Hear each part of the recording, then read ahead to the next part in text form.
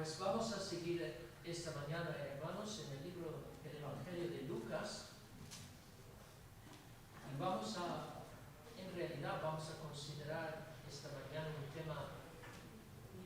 un tema muy parecido a todo lo que estamos diciendo en cuanto a nuestra vida, estando en manos del Señor. Porque tenemos en Cristo una salvación segura, imperdurable, una salvación que no se puede perecer. Y de esto, María, la madre de Jesús, cantó cuando fue a la casa de Elisabet, su parienta, y cuando Elisabet la saludó y la reconoció como la madre de su Señor, y el niño en el vientre de Elisabet saltó de alegría por estar en la presencia de su Señor, pues María misma, en ese mismo momento, se llenó del Espíritu, quedó llena del Espíritu y empezó a profetizar como Elisabet, su parienta, había profetizado. Y cantó de alegría, no literalmente cantando con melodía, pero quiere decir que salieron de su boca palabras de alegría, palabras de fe, que sabemos eran realmente palabras inspiradas por el Espíritu Santo, palabras proféticas, igual que las palabras que Elisabet, su parienta, acababa de proclamar.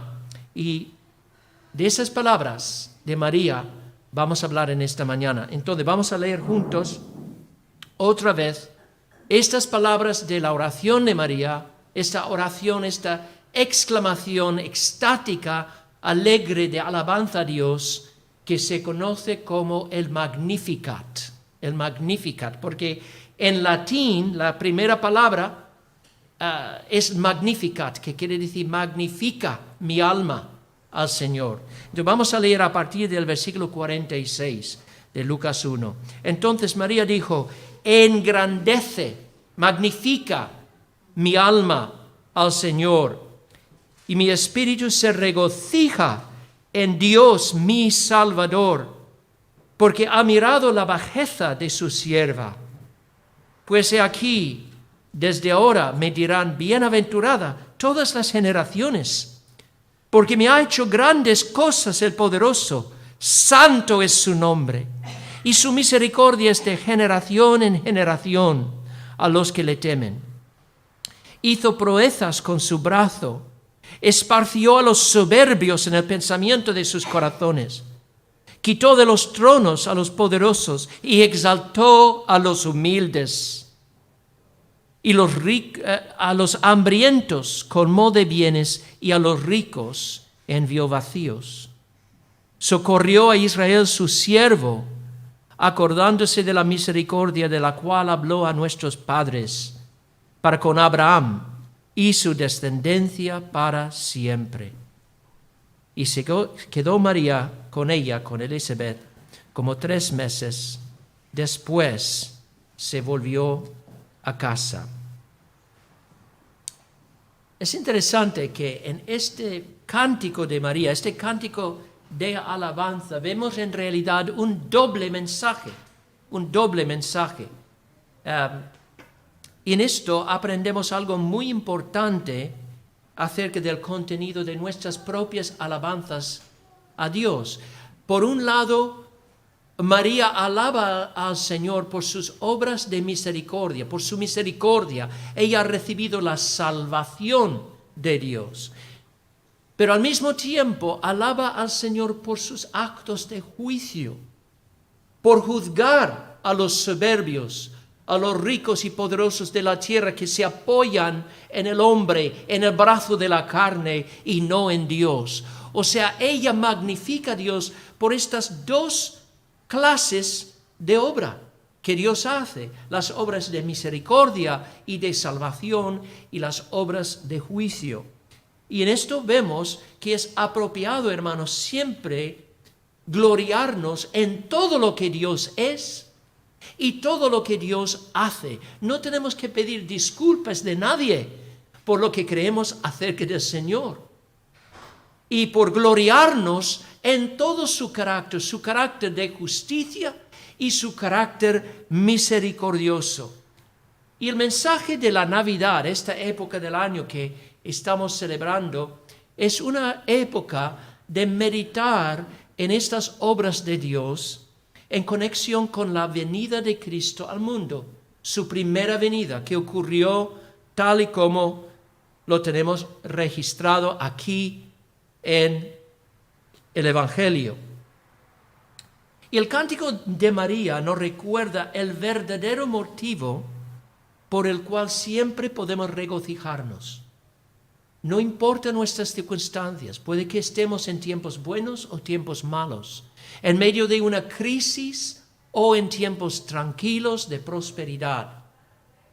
Sea cual sean nuestras circunstancias actuales, siempre tenemos razón para gloriarnos en Dios por la gran obra que ha hecho en nuestras vidas. Y este es el motivo del Cántico de María. Ella está gloriándose por lo que el Señor ha hecho por ella. Como dice, porque ha mirado la bajeza de su sierva. Pues he aquí desde ahora me dirán, bienaventurada todas las generaciones. Y nos preguntamos, ¿por qué se está regocijando María? ¿Qué es el motivo de su gozo? Y lo más obvio es que Dios la ha escogido para ser la madre del Mesías. Pero acordemos de las palabras de Elizabeth a ella cuando dice, bienaventurada la que creyó, porque se cumplirá lo que le fue dicho por parte del Señor. Y claramente el Señor le ha prometido que ella va a ser la madre del Mesías, la madre del Hijo de Dios. Pero María ve esto dentro de un contexto más grande, más amplio. Un contexto que tiene que ver con las promesas que Dios ha dado a su pueblo a lo largo de muchos siglos. ¿Y cuál es el corazón, cuál es el centro de esta promesa, estas promesas que Dios te ha dado? Lo que Él ha prometido a su pueblo es la salvación. Y este realmente es el motivo por el cual María se goza en este cántico. No solo el hecho de que ella va a dar a luz al Mesías, pero ve en este nacimiento el sello, la confirmación de todas las promesas que Dios ha hecho acerca de la salvación. Ella se regocija en la salvación del Señor. Y vamos a ver cuáles son las características más destacadas de esta salvación que ella anuncia en este cántico gozoso. Y vamos a ver que hay 4 características que ella destaca en particular. Primero, es una salvación misericordiosa. Se basa en la misericordia de Dios a su pueblo. Segundo, es una salvación imperecedera, duradera, perdura para siempre, a través de todas las generaciones. En tercer lugar, es una salvación sorprendente, porque cuando Dios salva, Él vuelca el mundo entero. El mundo queda boca abajo. La salvación de Dios produce cambios sorprendentes que parecían imposibles. Y hemos visto mucho, ¿no?, en la vida de personas que Dios ha salvado. Yo me acuerdo, estaba hablando el otro día con alguien acerca de Pepe Moreno, ¿no?, mi querido amigo en Alcázar de San Juan, y creo que con Jenny, ¿no?, y que de los días antes de que él fuera creyente. Y yo le dije, pero yo no puedo imaginar a Pepe no creyente.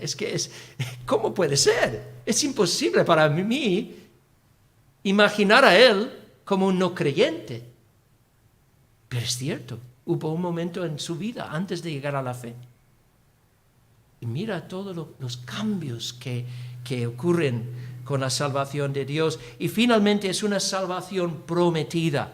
Se basa en el pacto de Dios, el pacto que ha hecho con su pueblo desde toda la historia, anunciado en primer lugar a Abraham, esa promesa de que en Él y en su simiente serán benditas todas las naciones.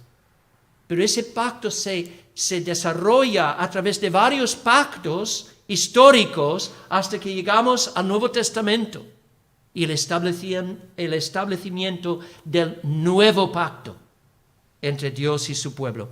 Así que consideremos en esta mañana, hermanos, estas 4 características de la salvación de Dios, para que podamos, junto con María, regocijarnos en su salvación. Primero, es una salvación misericordiosa.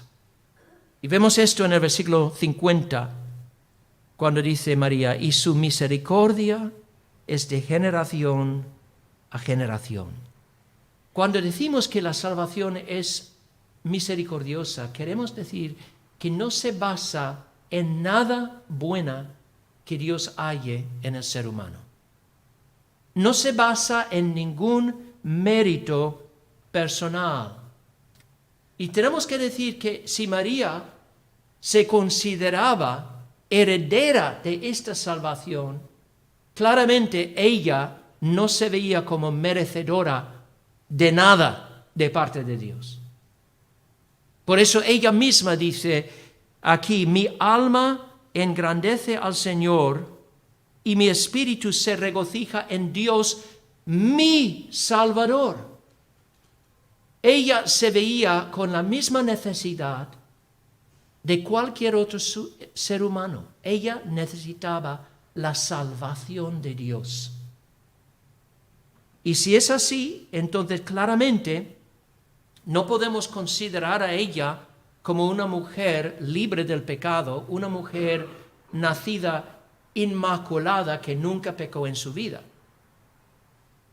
Acuérdate de lo que dijo el ángel Gabriel a José acerca de la salvación que Jesús vino a traer.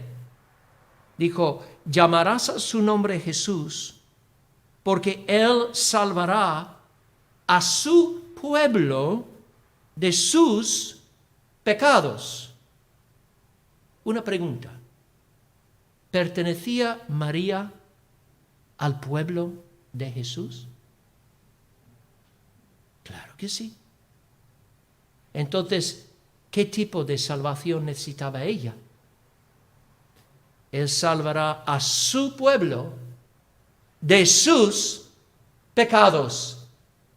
Claramente ella necesitaba la misma salvación que tú o yo. Y por eso ella se describe no como inmaculada, sino como una persona muy, muy baja. Dice, ha mirado la bajeza de su sierva. Ahora, esta palabra bajeza nos hace pensar en primer lugar en su estatus social. Porque es cierto que María, con respecto a la estructura social de su día, era una persona, digamos, sin importancia. No ocupaba ningún lugar influyente en la sociedad. Era de una familia pobre, de un pueblo despreciado incluso por los judíos, Nazaret. ¿Qué cosa buena puede salir de Nazaret?, dijo alguno. Era un dicho. ¿Podrá salir algo bueno de Nazaret? Un pueblo despreciado, de mala reputación, obviamente.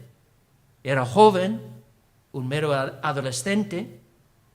Era una mujer. Y sabemos que las mujeres no tenían un lugar muy elevado en la estructura social de aquel día. Entonces, ella habla de su bajeza, pero creo que hay más en esta palabra que una referencia a su estatus social. Ella se veía como baja, no solo en términos sociales, sino en términos espirituales. Es decir, sentía profundamente su falta de mérito delante de Dios. Y por eso no podía entender cómo Dios había escogido a ella para ser la madre del Señor Jesús. ¿Cómo es que ha mirado mi bajeza. Y esa palabra, ese verbo mirar en la Biblia, realmente se refiere a la elección.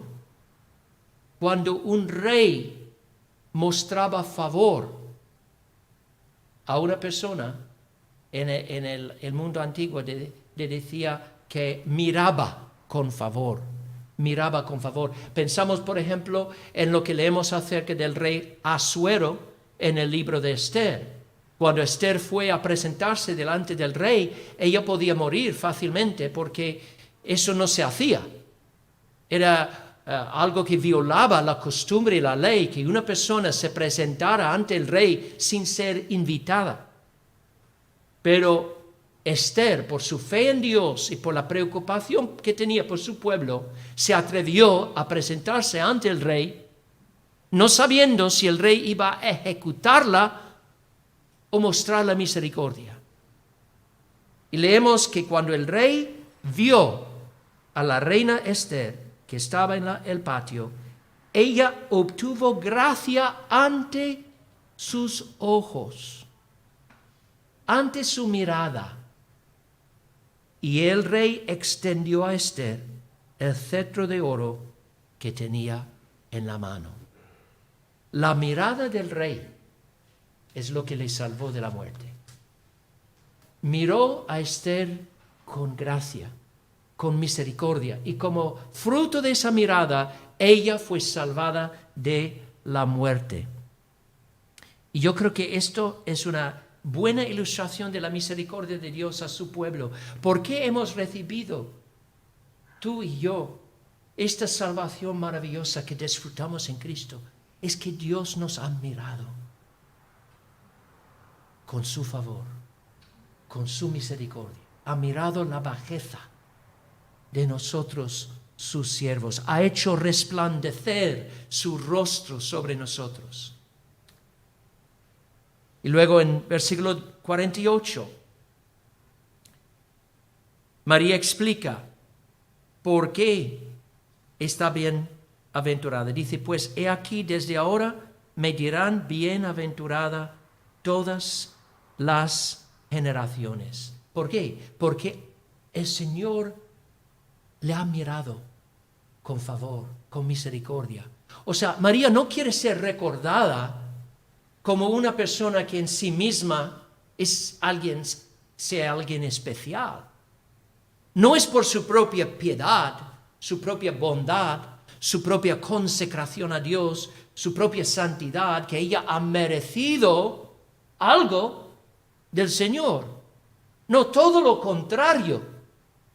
Es que Dios, a pesar de su falta de méritos, a pesar de su bajeza, socialmente, espiritualmente, el Señor ha condescendido a mostrarle favor gratuito, le ha levantado para hacerla un monumento de la gracia de Dios que todo el mundo puede contemplar. Y por eso dice, todo el mundo me dirá bienaventurada. Eso es como quiere ser recordada ella, como una heredera de la misericordia de Dios. Alguien que ha recibido este maravilloso favor de Dios. La salvación que ha recibido se basa en la misericordia divina. Y por eso también es una salvación imperecedera. Es lógico, ¿no? Si no podemos ganar la salvación por nuestros méritos, tampoco podemos perder la salvación por nuestra falta de méritos o nuestros deméritos. Si es gratis, es gratis. Si es por gracia, ya no es por obras. Si es por obras, ya no es por gracia. Por eso la salvación que recibimos es una salvación imperecedera, es decir, perdura, permanece para siempre. Y eso es lo que María misma afirma en el versículo 50 cuando dice, su misericordia es de generación en generación a los que le temen. Es decir, pueden pasar 100 generaciones, 1000 generaciones, y no se desvanecerá esta salvación. No fallarán las promesas de Dios en las que se basan esta salvación. Es una salvación permanente. Cuando pensamos en el paso del tiempo, una generación dando paso a otra generación, eso ha sucedido una y otra vez desde el principio del mundo. Hay cosas que cambian siempre. Hay cambios en cuanto a la tecnología, en cuanto a los eventos históricos, pero hay algunas cosas que permanecen igual, de generación a generación. Piensa, por ejemplo, en la ley de la gravedad. La ley de la gravedad. La misma ley que sirvió para mantener en la tierra a nuestros antepasados es la misma ley que funciona hoy en día. Y así es la salvación de Dios. No cambia nunca. Es una salvación segura, porque dura para siempre. Y si no fuera así, ¿cómo podríamos confiar en Dios? Viviríamos siempre nerviosos, ansiosos de que algún día se va a acabar el favor de Dios para conmigo. Yo creo que en esto vemos quizá una de las diferencias más grandes entre el mensaje de la Iglesia romana católica y el mensaje de la Biblia en cuanto a la salvación.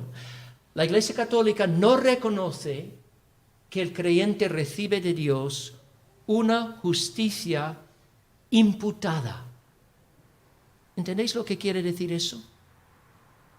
La Biblia enseña que cuando tú confías en el Señor de todo corazón, en ese mismo momento, Dios te cuenta, Dios te atribuye una justicia absolutamente perfecta, intachable, inmaculada. No es una justicia que tú hayas creado.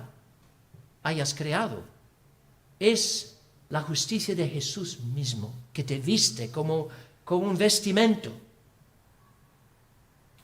Pero tristemente la Iglesia Católica no reconoce esta justicia imputada.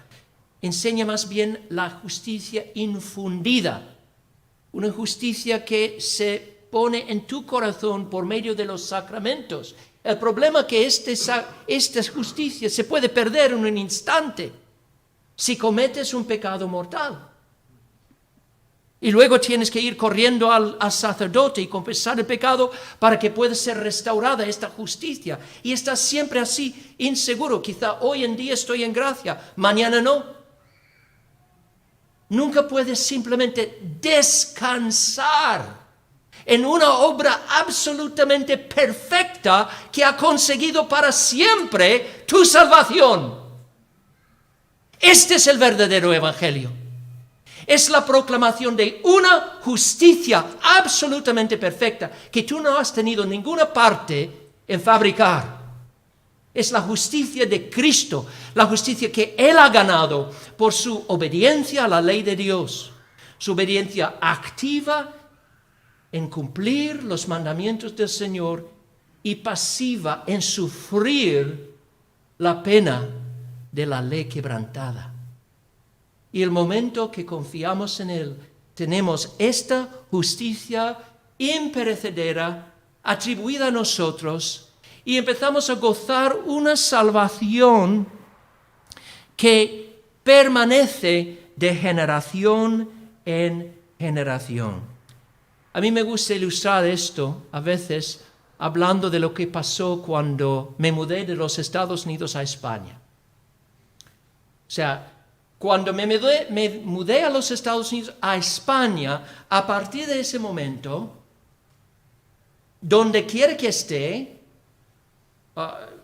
si estoy bien, si estoy mal, si estoy enfermo, si disfruto de salud, si estoy feliz, si estoy triste, cualquiera que sea mi estado de ánimo, sigo estando en España.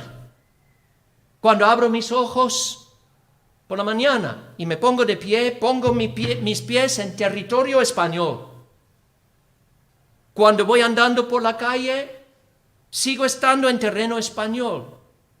Hombre, podría comprar un billete de avión y salir a ir a otro país. No es una ilustración perfecta. Pero quiero decir que cuando tú te trasladas de un país o una región a otra, entonces hay una seguridad en tu permanencia, tu presencia en ese país. No tengo que vivir con el temor de que mañana me abro los ojos y alguna fuerza rara, desconocida, me haya arrebatado a la India o a Rusia o a cualquier otro país. Estaré en territorio español. De la misma manera, hermanos, cuando nacimos de nuevo, Dios nos traslada de un imperio a otro, del imperio de la potestad de las tinieblas al reino de la luz. Y a partir de ese momento, toda nuestra vida se vive en este contexto, que somos herederos de la luz. Ninguno nos va a arrebatar de allí. Como dice Cristo, ¿no? En el Evangelio de Juan, esta promesa tan gloriosa, cuando dice, mis ovejas oyen mi voz y yo las conozco y me siguen, y yo les doy vida eterna, y no perecerán jamás, ni nadie las arrebatará de mi mano. Mi Padre que me las dio es mayor que todos, y nadie las puede arrebatar de la mano de mi Padre. Si estamos en la mano de Dios, esta doble mano, el Padre, el Hijo, nos tienen acogidos y no nos van a soltar. Por lo cual, hermanos, podemos descansar en Dios, podemos descansar en su fidelidad. El otro día estaba hablando con Paula y oí acerca de un incidente que ocurrió con mis cuñados en Valencia. Ellos tienen un piso en un edificio alto, estaban subiendo en el ascensor y de repente el ascensor quedó parado entre plantas. Y estaban allí 10 minutos encerrados en un ascensor sin la posibilidad de salir de ahí. Y claro, cuando yo escucho algo así me siento un poco claustrofóbico, ¿no? Imagínate quedarte de repente encerrado en un ascensor y no puedes, nadie te puede sacar de ahí, estás ahí, no hay manera de salir. Te da claustrofobia. Pero hermanos, nuestra situación en Cristo es algo parecido. Estamos en las manos de Dios, nadie nos puede arrebatar de allí. Pero en vez de sentir claustrofobia, deberíamos sentir profunda seguridad. Profunda seguridad.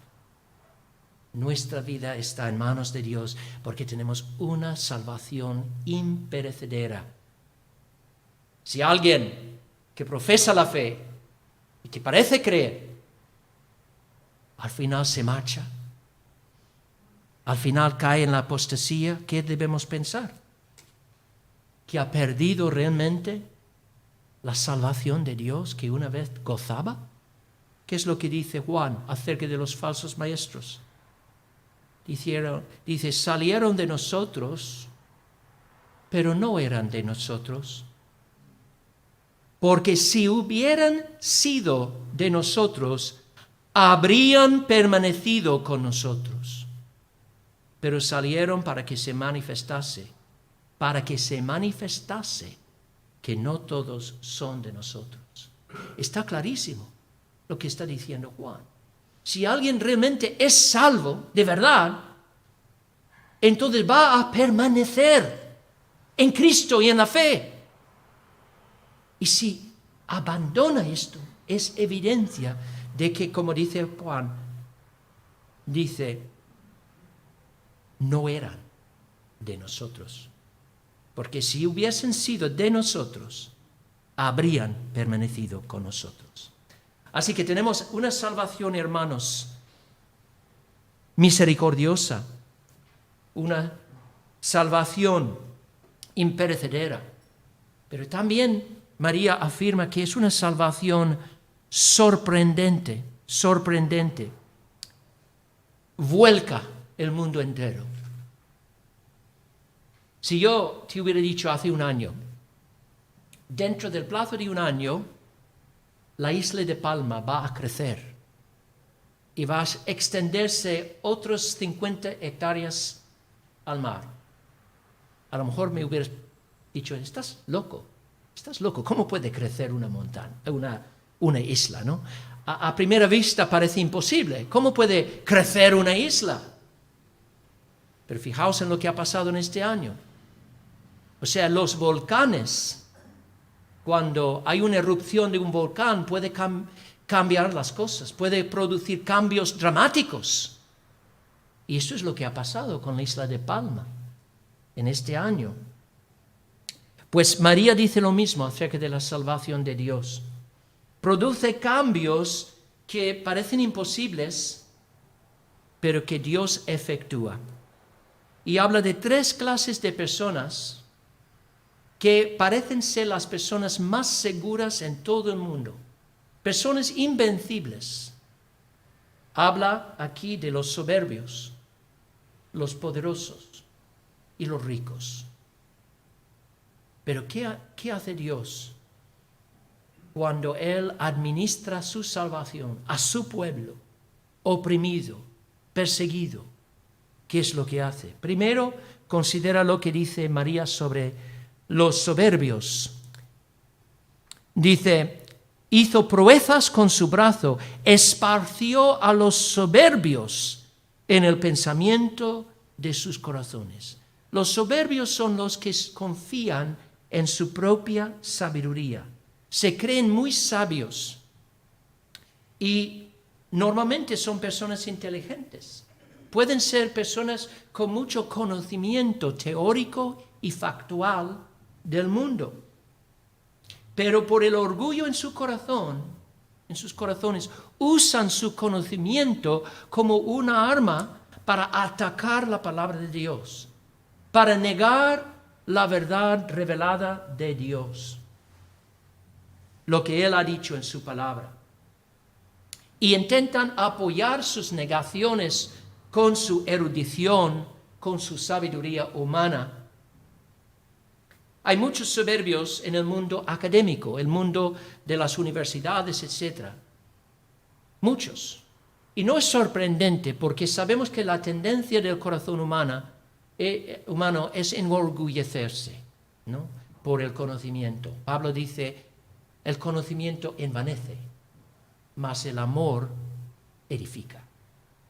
Y tristemente, cuando una persona no conoce a Dios, cuanto más conocimiento adquiere, la tendencia natural del corazón es apoyarse, no en Dios, no en su palabra, sino en el conocimiento que uno pretende tener.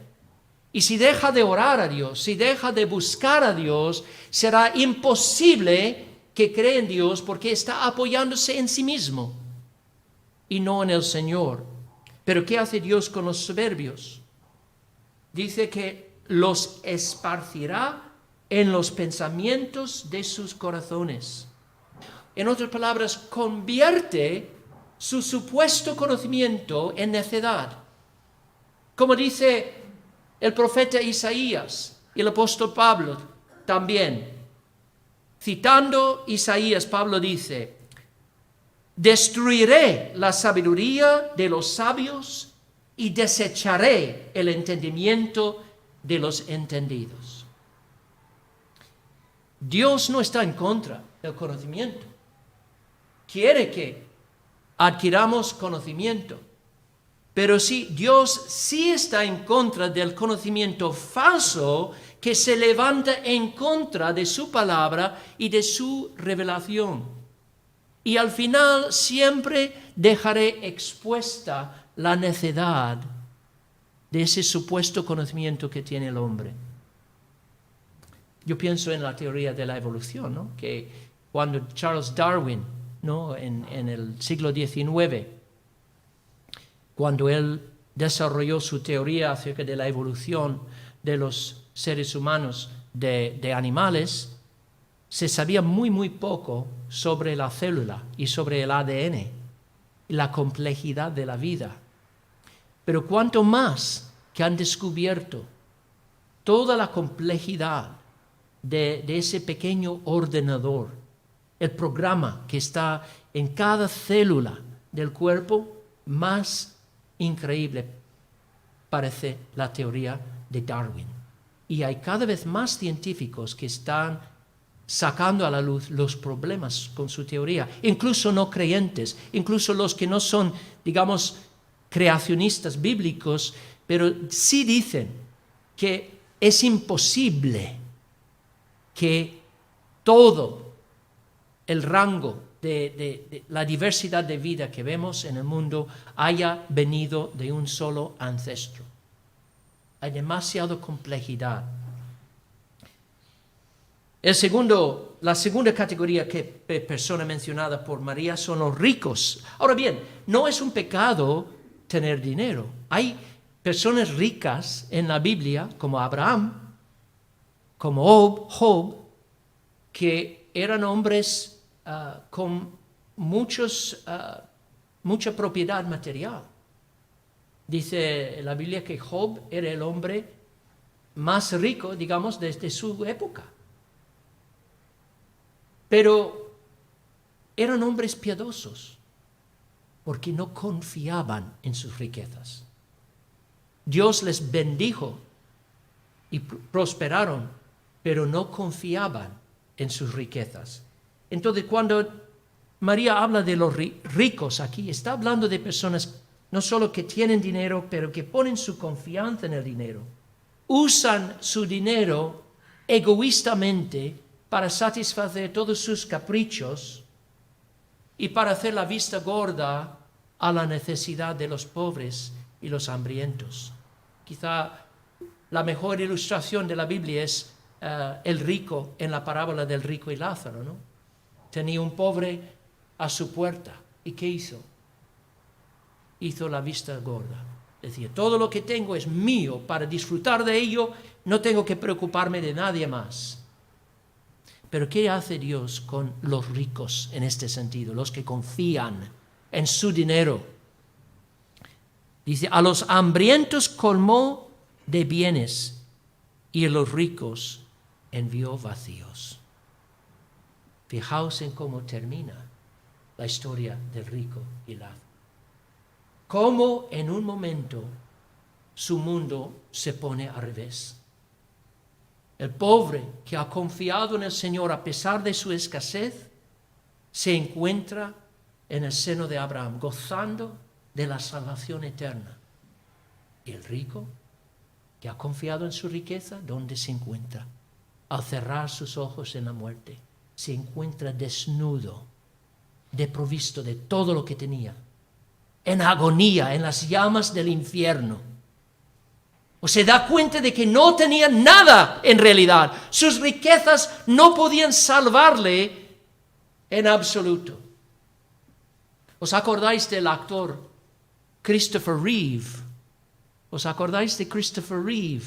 Era un actor que en los años 80, creo, hizo el papel de Superman en varias películas.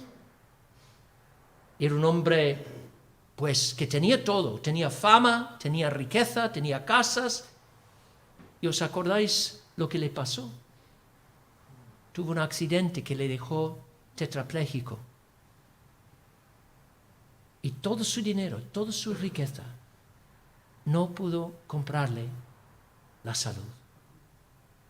Pasó la última década de su vida en una silla de ruedas, paralizado desde el cuello para abajo. Murió. Murió en esta condición después de haber ganado fama como Superman. Yo creo que esto ilustra la incertidumbre de las riquezas, que no podemos confiar en ellos. ¿Y qué dice María de los poderosos? Dice que Dios quitó de los tronos a los poderosos y exaltó a los humildes. Los poderosos en la Biblia se refieren a aquellos hombres y mujeres, pero en particular aquellos hombres, porque los hombres gobernaban las naciones, los que parecían tener un control absoluto, un dominio absoluto sobre la vida de los demás, los que determinaban el curso de la historia, aparentemente. Pero ¿qué dice la Biblia acerca de los ricos? Dice que en realidad hay uno solo que es poderoso, y es el Señor. Y cualquier poder que tenga el hombre, Dios le da ese poder. Y el mismo Dios que le da poder a los poderosos, les puede quitar ese poder en un instante. Él pone reyes y quita reyes. Y todo el curso de la historia está bajo su control. Él lo dirige para cumplir sus fines.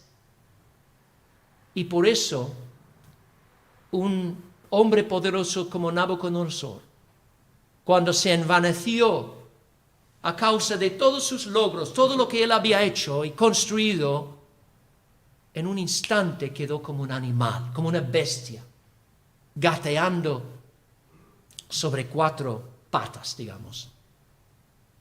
¿Por qué? Porque Dios le quitó su poder. Y lo que María está diciendo es que el Dios que reina sobre el mundo, cuando su salvación viene, produce grandes cambios, porque al final los que van a heredar la tierra son los mansos, son los humildes, son los que ponen su fe en el Señor y no temen al hombre, y no temen la mañana, porque saben que Dios tiene la mañana en sus manos.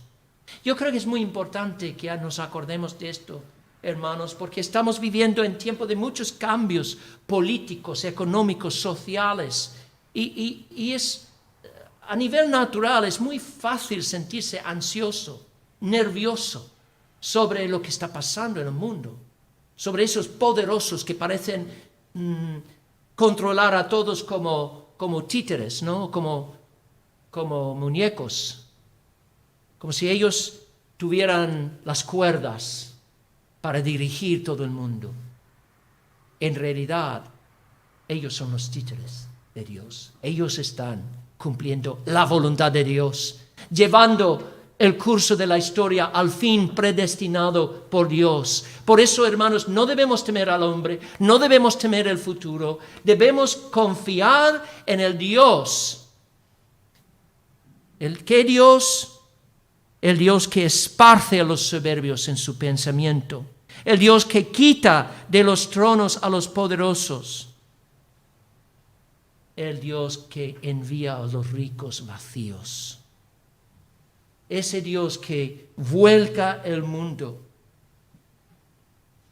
Y finalmente, hermanos, la salvación que gozamos juntamente con María es una salvación prometida. Ella en los últimos 2 versículos habla de la promesa de Dios, que es la fuente de todo lo que ella ha recibido.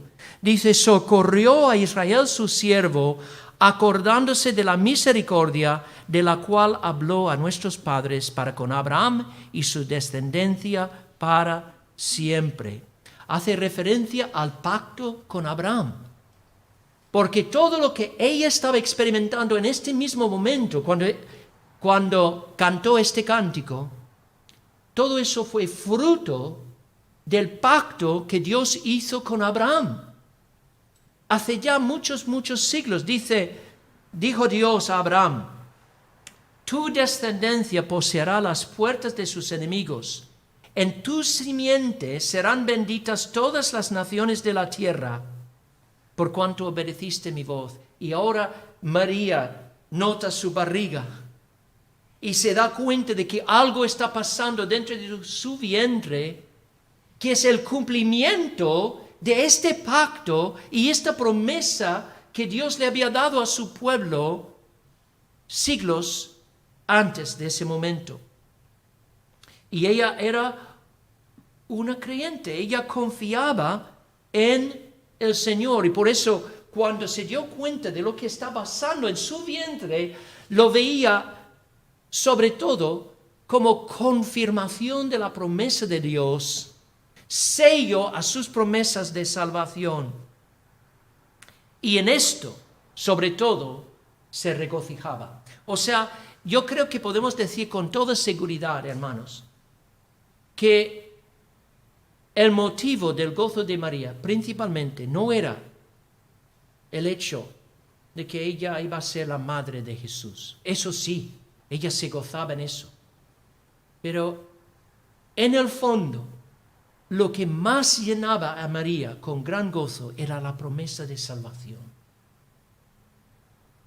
El hecho de su embarazo era solamente la confirmación, la prueba, la evidencia de que Dios es fiel a sus promesas.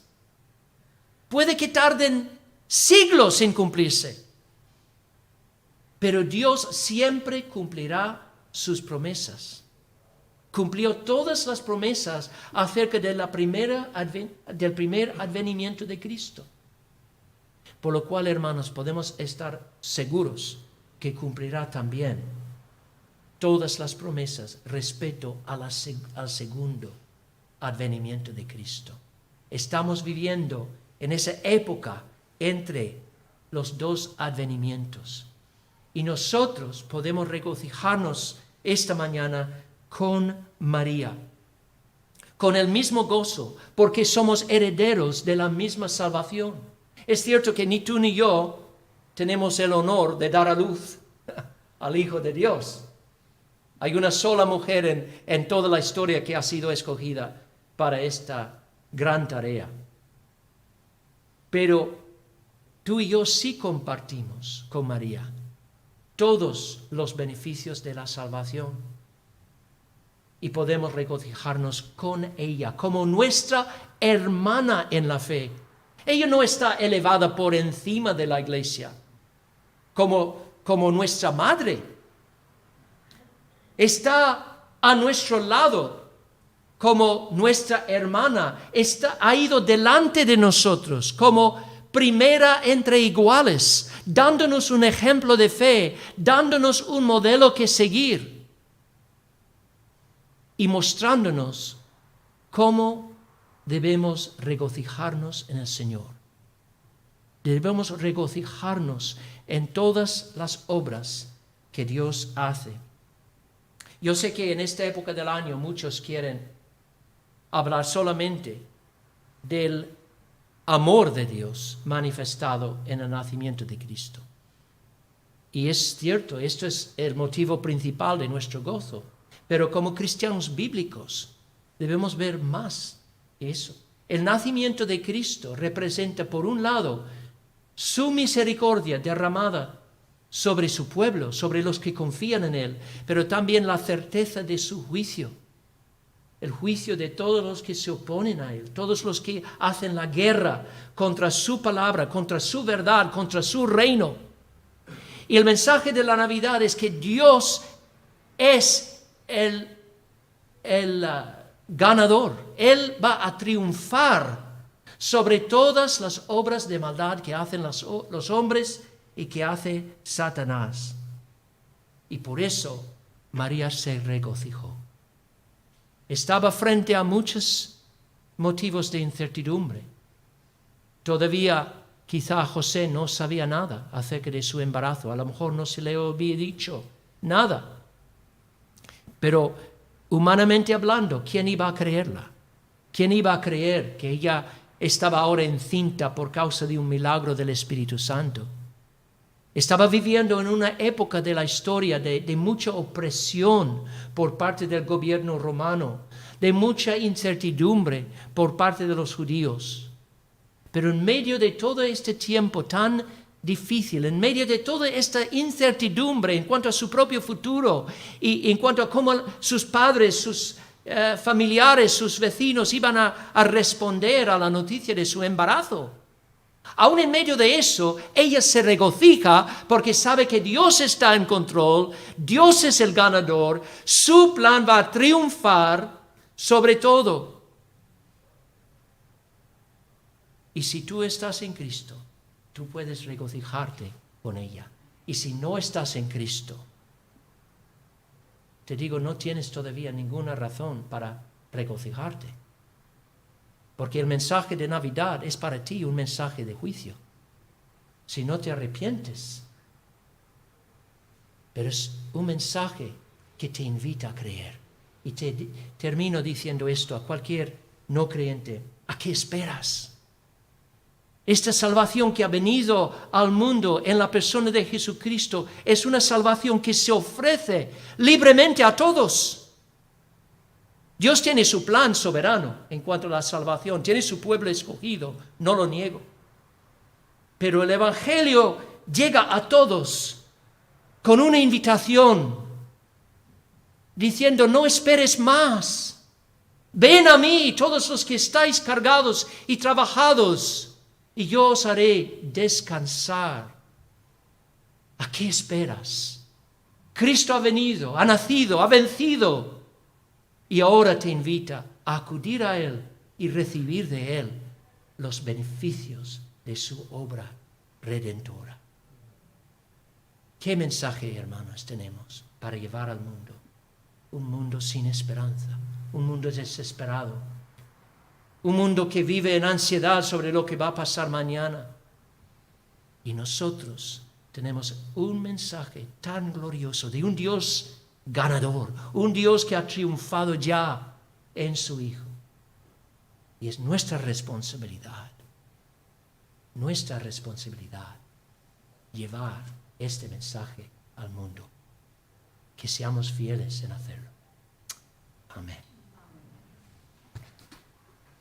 Señor, te damos gracias por tu palabra. Y te damos gracias, Señor, que nosotros podemos compartir el gozo de María. Nosotros podemos cantar su cántico, porque su historia es nuestra historia. No en cuanto a ser padre o madre del Hijo de Dios, sino en cuanto a ser heredero de la salvación. Gracias, Señor, que podemos regocijarnos como ella en tu misericordia, en el carácter imperecedero de tu salvación, el carácter sorprendente, Señor, y cómo esta salvación es una salvación que fue prometida ya desde hace muchos, muchos siglos. Gracias por haber cumplido esas promesas en la venida de Cristo, y gracias por las promesas que cumplirás en el futuro.